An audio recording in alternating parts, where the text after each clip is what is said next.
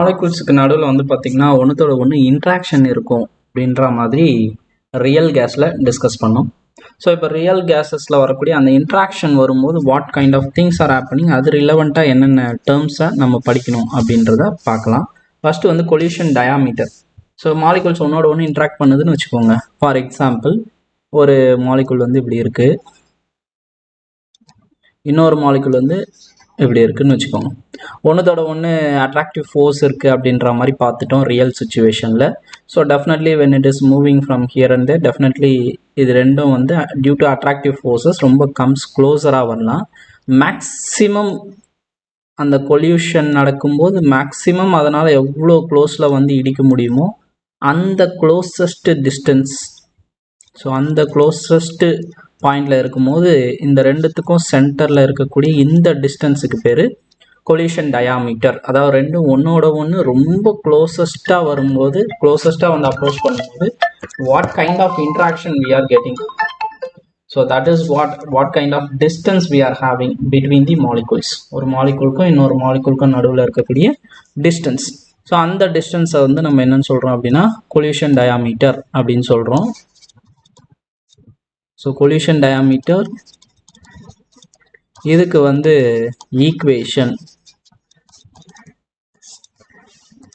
வந்து பார்த்தீங்க அப்படின்னா இதனுடைய ஆக்சுவல் வேல்யூ டி அப்படின்ற மாதிரி மென்ஷன் பண்ணுவோம் கொலியூஷன் டயாமீட்டர். ஏன்னா இந்த சென்டருக்கும் க்ளோஸில் அப்ரோச் ஆகும்போது இருக்கிற டிஸ்டன்ஸ் டி அப்படின்னு சொல்லுவோம். அதை வந்து எப்படி ரெப்ரசன்ட் பண்ணுறது அப்படின்னா எஃபெக்டிவ் வால்யூமில் இருந்து தான் அதை ரெப்ரசன்ட் பண்ணுவோம். Effective volume V is equal to 4/3 pi R கியூபுக்கு பதிலாக டி கியூப் அப்படின்னு இருக்கும். D cube is nothing but அது ரொம்ப க்ளோசஸ்ட் அப்ரோச்சில் வருமோ இந்த சென்டருக்கும் அந்த சென்டருக்கும் இருக்கிற டிஸ்டன்ஸை பொறுத்து தான் அந்த எஃபெக்டிவ் வால்யூம் வந்து இருக்கும். ஸோ அதனால் this D is nothing but collision diameter, the distance between centre of the two molecules which is less than D. இந்த டி அளவு வர வரைக்கும் அது லைட்டாக கான்டாக்ட் கிட்ட வரும். ஒன்ஸு டியை விட ரொம்ப கிட்ட வரும்போது ஒன்னோட ஒன்று இடிச்சிடும். ஸோ மேக்ஸிமம் க்ளோசஸ்ட் அப்ரோச் எவ்வளோ வர முடியுமோ that is what collision diameter D. So இப்போ அடுத்து வந்து இந்த கொலியூஷனை பேஸ் பண்ணி இன்னொரு டேர்மு கொலியூஷன் கிராஸ் செக்ஷன் அப்படின்னு சொல்லுவோம். ஸோ இதெல்லாம் டெஃபினேஷன் தெரிஞ்சு வச்சுக்கோங்க, அதுக்கான ரெலவெண்ட் ஈக்குவேஷன் சிம்பிள் தெரிஞ்சு வச்சுக்கோங்க. ரொம்ப சிம்பிள் ஃபார்முலா, சிம்பிள் ப்ராப்ளம்ஸ் வந்து கேட்கறதுக்கான வாய்ப்பு இருக்குது. இந்த ஈக்குவேஷன்ஸை டைரெக்டாக கேட்கறதுக்கும் வாய்ப்பு இருக்குது.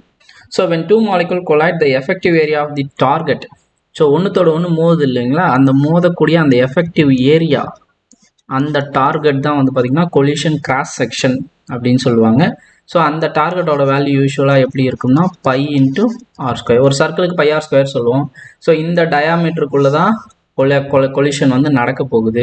ஸோ அந்த ஏரியா கண்டுபிடிக்கணும் அப்படின்னா கொலிஷன் கிராஸ் செக்ஷன் கண்டுபிடிக்கணும்னா sigma is equal to pi into D square. இதுதான் வந்து கொலிஷன் கிராஸ் செக்ஷனுக்கான டெஃபினிஷன். ஸோ அடுத்து கொலிஷன் நம்பர்னு ஒன்று இருக்குது, கொலிஷன் ஃப்ரீக்வன்சி அப்படின்னு ஒன்று இருக்குது. ரெண்டும் வந்து டெஃபினிஷனை படித்து வச்சுக்கோங்க. Direct question, collision number, collision frequency, direct question வரதுக்கு வாய்ப்பு இருக்குது. ஸோ கொலிஷன் நம்பர் அப்படின்னா ஒரே ஒரு சிங்கிள் மாலிகூல் எடுத்துக்கிறோம். இந்த சிங்கிள் மாலிகூல் கேசியஸ் மாலிகூல்ஸ் ஏதோ கண்டெய்னர் உள்ள இருக்குன்னு வச்சுக்கோங்க. அந்த சிங்கிள் மாலிகூலுக்கு ஒரு செகண்டில் பர் யூனிட் வால்யூம், அதாவது பர் யூனிட் வால்யூம்னா 1 மீட்டர் கியூபோ இல்லை 1 டெசிமீட்டர் கியூப், அந்த பொசிஷனுக்குள்ள ஒரு செகண்டில் இந்த மாலிகூல்ஸில் எவ்வளோ பொல்யூஷன் நடக்குது வேறு மாலிகூல்லாம் மோதி, the number of pollution suffered by one molecule, that is what collision number. ஒரே ஒரு மாலிகூலை பற்றி பேசுவோம், கொலியூஷன் நம்பர் அப்படின்னு சொல்லுவோம். அதனோட சிம்பிள் ஜட்டுன்னு போட்டு 1 அப்படின்னு சொல்லுவோம். ஸோ இதனுடைய ஈக்குவேஷன் வந்து என்னன்னு பார்த்தீங்கன்னா square root of 2 into pi D square into average velocity C into rho. Rho is nothing but number density அப்படின்னு சொல்லுவாங்க. இதனுடைய யூனிட் வந்து செகண்ட் இன்வர்ஸ். ஏன்னா ஒரு செகண்டில் எவ்வளோ கொலியூஷன் ஒரு மாலிகூல் சஃபர் பண்ணுது அப்படின்றது தான் இந்த collision number. So unit is second inverse, 1 mark நான் வச்சுக்கோங்க. Square root of 2 pi D square பதிலாக நம்ம என்னென்னு போடலாம், இது போடலாமா, collision cross section sigma into C into rho. So rho is nothing but ரோக்கு பதிலாக பி பை கேடி அப்படின்ட்டு நம்ம மீன் ஃப்ரீ பாத்தில் எழுதுவோம். So this is what collision number density அப்படின்னு சொல்லுவோம். நம்பர் டென்சிட்டினா வேறு ஒன்றும் இல்லை, ஒரு யூனிட் வால்யூமில் எவ்வளவு கொலியூஷன் நடக்குது 1 செகண்டில் 1 யூனிட் வால்யூமில் ஒரு மாலிகுல் எவ்வளோ கொலிஷன் சஃபர் ஆகுது, ஒரு மாலிகுல் மேலே எவ்வளோ கொலிஷன் நடக்குது, that is what collision number. அதே மாதிரி பர் யூனிட் வால்யூம்ல எவ்வளோ மாலிகுல்ஸ் இருக்குது அப்படின்றது தான் என்னதுன்னா நம்பர் டென்சிட்டி. ஏன் அப்படின்னா 100 மாலிகுல்ஸ் இருந்தால் அதுதான் வந்து இடிக்க போகுது அந்த யூனிட் வால்யூம்குள்ளே. 10 மாலிகுல்ஸ் இருந்தால் அதுதான் இடிக்க போகுது. ஸோ நம்பர் டென்சிட்டி அதிகமாக இருந்தால் கொலிஷனும் அதிகமாக இருக்கும். 100 பேர் இருந்தால் நிறைய பேர் வந்து இடிப்பாங்க, 10 பேர் இருக்காங்க அப்படின்னா இடிக்கிறதும் வந்து கம்மியாக தான் இருக்கும், கொலிஷன் நம்பரும் வேல்யூ குறைவாக இருக்கும். ஸோ இந்த ஈக்குவேஷனை ஞாபகத்தில் வச்சுக்கோங்க. அடுத்து வந்து collision frequency. So the number of collisions of like molecules. இப்போ 2 மாலிகுல்ஸ் இருக்குன்னு வச்சுக்கோங்க, 2 மாலிகுல்ஸும் சேம் மாலிகுலாகவே எடுத்துக்கிறோம். So let's say example like Z11 அப்படின்னு எடுத்துக்கிறாங்கன்னு வச்சுக்கோங்க. லைக் மாலிகுல்ஸ்னா என்னன்னா, இப்போ ஹைட்ரஜன் கேஸ் எடுத்திங்கன்னா ஒரு ஹைட்ரஜன் கேஸ்க்கும் இன்னொரு ஹைட்ரஜன் கேஸ்க்கும் நடுவில் நடக்கக்கூடிய கொலிஷன். ஸோ அந்த நம்பர் வந்து பார்த்தீங்கன்னா Z11 அப்படின்னு ஈக்குவேஷன் எழுதலாம். அதை வந்து எப்படி ஈக்குவேஷன் எழுதலாம் அப்படின்னு பார்த்தீங்கன்னா, இது நம்பர் அப்படின்னு லைக் மாலிகுல்ஸ்குள்ளே வரும்போது நம்ம மேலே எழுதின ஈக்குவேஷனுடைய 1/2 அப்படின்ற மாதிரி எழுதுவோம். இந்த ஈக்குவேஷனை நம்ம மாற்றி எழுதும்போது 1/2 into square root of 2 πd square, நம்ம வந்து போட்ட மாதிரி ஆவரேஜ் வெலாசிட்டி ரோ ஸ்கொயர். ஏன்னா நம்பர் டென்சிட்டி அதிகமாகும் இல்லையா, ஒரே ஒரு நம்ம வேல்யூ எடுக்கும்போது நம்பர் டென்சிட்டி கண்டிப்பாக அதிகமாகும், அதனால ரோ ஸ்கொயர் அப்படின்னு எழுதுவோம். லைக் மாலிகுல்ஸுக்கு கொலிஷன் நம்பருக்கான ஈக்குவேஷன் இது நான் வச்சுக்கோங்க. ஸோ 1/2ன்றதை 2 ரூட் 2 கேன்சல் பண்ணலாம். So root 2 π into D square with respect to average velocity into rho square. Okay va? So this is what the number of collisions of like molecules. இதனுடைய unit வந்து பார்த்தீங்கன்னா around second inverse per metre cube அப்படின்ற மாதிரி சொல்லுவாங்க. இதே கொலிஷனை the number of molecular collisions like மாலிகுல்ஸுக்கு பதிலாக ஒரு மாலிகுல், ஒரு பர்டிகுலர் மாலிகுல் நம்பர் 1ன்ற மாலிகுல் நம்பர் 2ன்ற மாலிகுலோட கொலாய்ட் ஆகுதுன்னு வச்சுக்கோங்க. அப்போ நம்ம இதே ஈக்குவேஷனை நம்ம என்ன பண்ணுறோம் அப்படின்னா Z12 அப்படின்னு மாற்றுறோம். ஸோ Z12க்கான ஈக்குவேஷன், இந்த ஈக்குவேஷன் எல்லாமே வந்து மெமரைசிங் கண்டென்ட்டு ஞாபகத்தில் வச்சுக்கோங்க. ஸோ இது ப்ரீவியஸ்லி வந்து இது 1/√2ன்னு வரும், நான் வச்சுக்கோங்க. இது வந்து நான் மெட்டீரியல் என்ன எழுதியிருக்கிறேன், ரூட் டூன்னு எழுதியிருக்குல்ல, கரெக்ட். ஓகே, மெட்டீரியல் கரெக்டாக எழுதிட்டேன். 1/√2ன்னு வரும். ஏன்னா இங்கே வந்து 2ன்றது √2 இன்ட்டு √2 அப்படின்னு போடலாம். ஒரு ரூட்டுக்கு ஒரு ரூட்டு கேன்சல் பண்ணலாம். 1/√2 πd square average velocity into row square அப்படின்னு எழுதுகிறோம். So this is with respect to like molecules. Almost இதுதான் வந்து பார்த்தீங்கன்னா கொலிஷன் ஃப்ரீக்வன்சி மாதிரி வரும். அதை அடுத்த இதுல டெஃபினேஷனாக சொல்லியிருப்பாங்க. ஸோ மாலிகுல் 1 மாலிகுல் 2ஓட கொலாய்ட் ஆகுதுன்னு வச்சுக்கோங்க. இதே ஈக்குவேஷன் நம்ம எப்படி எழுதலாம்னா 1/√2 π டி ஸ்கொயர் ஆவரேஜ் வெலாசிட்டி அந்த மாலிகுல்ஸ்க்கு ரோ ஸ்கொயர் அப்படின்னும் போது rho square is nothing but எப்படி வந்ததுன்னா ரெண்டுமே லைக் மாலிகுல் அப்படின்னா ρ1 இன்ட்டு ρ1 ரோ ஸ்கொயர் அப்படின்னு இல்லைன்னா ρ1 ஸ்கொயர்னு எழுதலாம். இங்கே 2 மாலிகுல் இருக்குது, 2 மாலிகுலோட மாலிகுல் 1 சம் நம்பர்ஸில் இருக்கும், மாலிகுலர் 2 வேற ஒரு நம்பரில் இருக்கும். அப்படின்னா இந்த ஈக்குவேஷனை ρ1 இன்ட்டு ρ2 அப்படின்னு எழுதலாம். ஸோ இதுக்கு பதிலாக again if you want 1/√2 sigma C into ρ1 ρ2 அப்படின்னு எழுதலாம். ஸோ எக்ஸாக்ட்லி இது ரெண்டுமே கொலிஷன் ஃப்ரீக்வன்சி தான், பட் டெஃபினிஷன் இந்த கொலிஷன் இந்த ஈக்குவேஷன்ல தான் சொல்லியிருப்பாங்க. ஸோ கொலிஷன் ஃப்ரீக்வன்சி அப்படின்னா என்னன்னா the number of molecular collisions. ஒரு மாலிகுல்ல எத்தனை கொலிஷன் நடக்குது, சஃபர் ஆகுது அப்படின்றது கொலிஷன் நம்பர். இதுவே 2-3 பிட்வீன் 2 மாலிகுல்ஸ் இல்லை பிட்வீன் சேம் மாலிகுல்ஸுக்கு நடுவில் நடக்கக்கூடிய கொலிஷனில் அதே 1 செகண்டில் 1 மீட்டர் கியூப்ல பிட்வீன் தி மாலிகுல்ஸ் டோட்டலாக மாலிகுலர் கொலிஷன்ஸ் எவ்வளோ நடக்குது, டோட்டலாக மொத்த பேரும் எத்தனை மாலிகுல்ஸு ஒன்னோட ஒன்று மோதிக்கிறாங்க, அந்த number is nothing but frequency, collision frequency அப்படின்னு சொல்லுவாங்க. So the number of collisions suffered by one molecule with respect to per unit time per meter cube இருந்தது அப்படின்னா collision number அப்படின்னு சொல்லுவோம். சேம் கான்செப்ட் லைக் மாலிகுல்ஸுக்குள்ளேயோ இல்லை அன்லைக் மாலிகுல்ஸுக்குள்ளேயோ நடக்கும்போது number of total molecular collision happening in per unit volume and then per செகண்டில் நடக்கக்கூடிய molecular collision is nothing but frequency. So இது ரெண்டுத்துக்கும் யூனிட் என்ன அப்படின்னு சொன்னீங்கன்னா per second per metre cube. So இது வந்து மாலிகுலர் கொலிஷனோட யூனிட்டு 1 மார்க்கு நான் வச்சுக்கோங்க.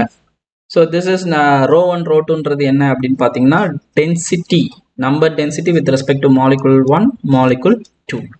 ஸோ இதே ஈக்குவேஷன் ஐடியல் கேஸை யூஸ் பண்ணி இந்த ரோவோட வேல்யூ இப்போ சப்ஸ்டிட் பண்ண போகிறோம், வேறு ஒன்றும் இல்லை. PV is equal to NRT ideal gas, கரெக்டாக? ஸோ இதை வந்து பார்த்தீங்கன்னா நம்ம என் இன்ட்டு ஆருக்கு பதிலாக நம்ம என்ன எழுதலாம் அப்படின்னா என்ஏ இன்ட்டு கேன்னு எழுதலாம். Because K is equal to R by N A. So ஆருக்கு பதிலாக நம்ம என்ஏ இன்ட்டு கேன்னு எழுதலாம். So PV is equal to N already இருக்குது, N A into small K into T. So N into N A அப்படின்றது என்னன்றது நம்பர் ஆஃப் மோல்ஸ், என்ஏன்றது Avogadro number, ரெண்டுமே வந்து பார்த்தீங்கன்னா கான்ஸ்டண்ட்டாக இருக்க போகுது. ஸோ ரெண்டுத்தையும் மல்டிபிள் பண்ணிங்கன்னா அது பர்டிகுலர் கான்ஸ்டன்ட் கேபிட்டல் என்னன்னு எடுத்துக்கிறோம். Small K into T is equal to PV. So இந்த ஈக்குவேஷனை வந்து நம்ம என்ன பண்ணுறோம் அப்படின்னு வந்து பார்த்தீங்கன்னா n into kT by V. இப்போ ரோ அப்படின்றது என்னது? ரோனா நம்ம என்னன்னு சொன்னோம்? நம்பர் டென்சிட்டின்னு சொன்னோம். நம்பர் டென்சிட்டினா என்னது? பர் யூனிட் வால்யூமில் இருக்கக்கூடிய number of molecules. So number of molecules divided by volume divide பண்ணிங்கன்னா நமக்கு நம்பர் டென்சிட்டி கிடச்சிடும். ஸோ இந்த ஈக்குவேஷன் எப்படி ரீஅரேஞ்ச் பண்ணலாம் அப்படின்னா P is equal to n by v into k into t. So n by vக்கு பதிலாக நம்ம என்னென்னு எழுதலாம்? ரோன்னு எழுதலாமா? ஸோ அப்படின்னா p is equal to rho into small k into t. So இதுதான் நம்பர் டென்சிட்டிக்கும் ரோக்கும். p வேணும் அப்படின்னா ரோ வேணும் அப்படின்னா p by kt. ஸோ இந்த ஈக்குவேஷனையும் மெமரைஸ் பண்ணி வச்சுக்கோங்க. ஸோ இதுதான் வந்து நம்பர் டென்சிட்டிக்கான ஈக்குவேஷன். இது ஒரு ஈக்குவேஷன். ஃபைனல் ஈக்குவேஷன் உங்கள் ஐடியல் கேஸில் போடும்போது p by kt அப்படின்னு வரும். kt இஸ் நத்திங் பட் என்னது? ktன்றது நமக்கு kன்றது Boltzmann constant 1.38 into 10 power minus 23 அப்படின்னு வரும், நான் வச்சுக்கோங்க. ஸோ இப்போ வந்து கொலிஷன் நம்பருக்கு என்ன ஈக்குவேஷன் எழுதணும் அப்படின்னா z1 is equal to square root of 2 into pi d square into c into ரோன்னு எழுதணுமா? ரோக்கு பதிலாக நம்ம என்ன போகலாம்? p by k into t அப்படின்னு எழுதலாம். ஸோ இந்த ஈக்குவேஷன் பாருங்க, 1 by root 2 சிக்மாக்கு பதிலாக pi d square square root of c. இப்போ இதை வந்து பார்த்தீங்கன்னா லைக் மாலிகுல்ஸுக்கு z11க்கு எழுதினீங்கன்னு வச்சுக்கோங்க. நம்ம எப்படி எழுதலாம்? z11 இந்த ஈக்குவேஷன் எடுத்து எழுதுறேன்னு வச்சுக்கோங்க. ரோ ஸ்கொயர் அப்படின்னு வருது. ரோ ஸ்கொயருக்கு பதிலாக நம்ம என்னென்னு எழுதலாம்? p square by kt square அப்படின்னு எழுதலாம். p square by kt into whole square அப்படின்னு எழுதலாம். ஸோ எழுதுமா இதை வந்து ஆஸ் யூஷுவல் நம்ம சிம்பிளாக என்னென்னா இதுக்கு பதிலாக சிக்மான்னு எழுதலாம். Sigma C into P square divided பையில் ஸ்கொயர் ரூட் ஆஃப் 2 இருக்குது, small K into T whole square. So இதெல்லாம் simple formulas we have to remember, வேறு ஒன்றும் கிடையாது. இதை வந்து நம்ம ஞாபகத்தில் வச்சுக்கணும். ஸோ அடுத்து மீன் ஃப்ரீ பாத். இப்போ மீன் ஃப்ரீ பாத்னா என்ன கான்செப்ட்னா ஒருத்தரோட ஒருத்தர் மோதிக்கிறாங்க, ஓகே. அப்படி மோதுறதுக்கு முன்னாடி அவர் எவ்வளோ தூரம் வந்து ஒரு கொல்யூஷன், இப்போது ஒரு மாலிகுல் இங்கே இருக்குன்னு வச்சுக்கோங்க, இன்னொரு மாலிகுல் கொலாய்ட் ஆகுது. கொலாய்ட் ஆனதுக்கப்புறம் அந்த கண்டெய்னருக்குள்ளேயே வந்து இங்கேருந்து இங்கே மூவ் ஆகுறாரு. அப்படி மூவ் ஆகும்போது பக்கத்தில் இருக்கக்கூடிய ஏதோ ஒரு டிஸ்டன்ஸில் இருக்கக்கூடிய இன்னொரு மாலிகுல் கூட செகண்ட் கொல்யூஷன் ஆகும். ஸோ ஒரு கொல்யூஷனுக்கும் இன்னொரு கொல்யூஷனுக்கும் நடுவில் அவர் எவ்வளோ தூரம் டிஸ்டன்ஸ் ட்ராவல் பண்ணுறாரு. So between the successive collision the mean distance travelled by molecule is now as mean free path.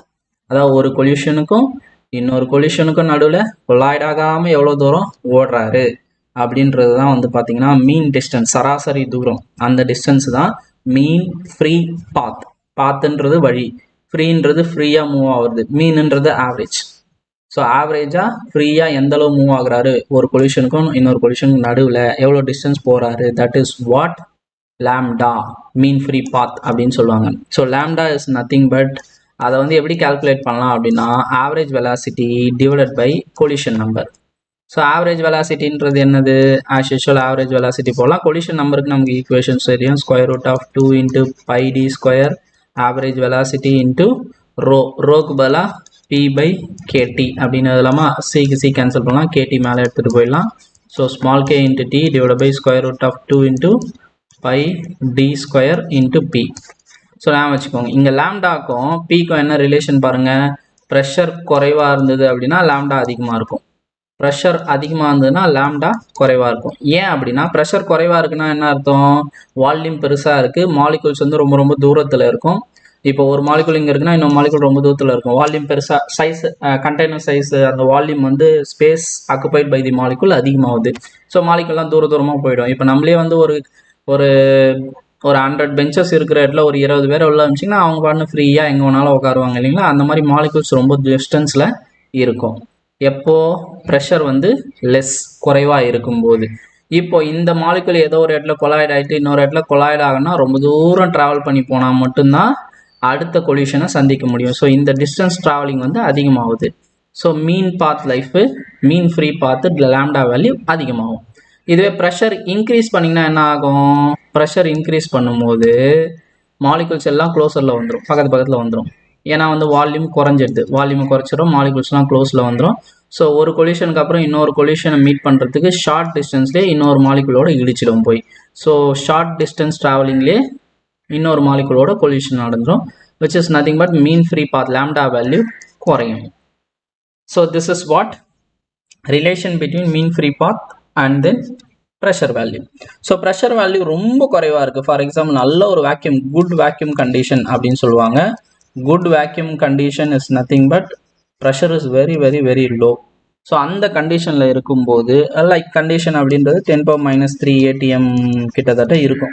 That is 0.001 ATM ப்ரெஷரில் இருக்கும்போது அந்த கண்டிஷனில் லாம்டா வேல்யூ இஸ், ஏன்னா ப்ரெஷர் வெரி வெரி லோவாக இருக்க போது, வெரி வெரி லோ அப்படின்னும் போது லாம்டா வேல்யூ வெரி லார்ஜாக இருக்கும். நான் வச்சுக்கோங்க, சிம்பிளி லார்ஜாக இருக்காது, வெரி லார்ஜாக இருக்கும். லார்ஜுக்கும் வெரி லார்ஜுக்கும் டிஃப்ரென்ஸ் இருக்குது. ஸோ இப்போ வந்து பார்த்தீங்கன்னா லாம்டா வேல்யூ வெரி லார்ஜாக இருக்குன்னா ஒரு மாலிகுலுக்கும் இன்னொரு மாலிகுலுக்கும் இருக்கிற டிஸ்டன்ஸ் ரொம்ப தூரம் இருக்கும். அப்படின்னா என்னது?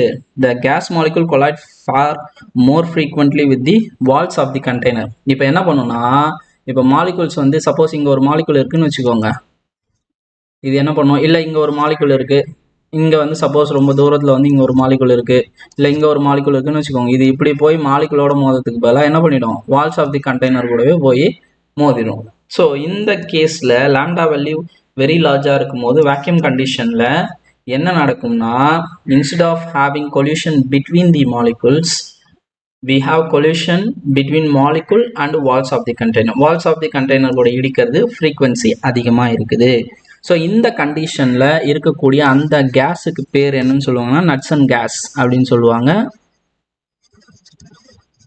ஸோ அவர் தான் அந்த கண்டிஷனை ப்ரொப்போஸ் பண்ணுவார். ஸோ நட்சன் கேஸ் அப்படின்னு சொல்லுவாங்க. இப்படின்னா நட்சன் கேஸ்னால் என்ன அப்படின்றதும் 1 மார்க்கில் கேட்கலாம். ஸோ இது தவிர லாம்டா வேல்யூ பற்றி one more equation is there which is not mentioned in the material. அதை வந்து கொஞ்சம் நோட் பண்ணி வச்சுக்கோங்க. So calculation of mean free path அப்படின்ற மாதிரி ஒரு டாப்பிக்கில் பூரியன் சர்மாவில் கொடுத்துருக்குறாங்க.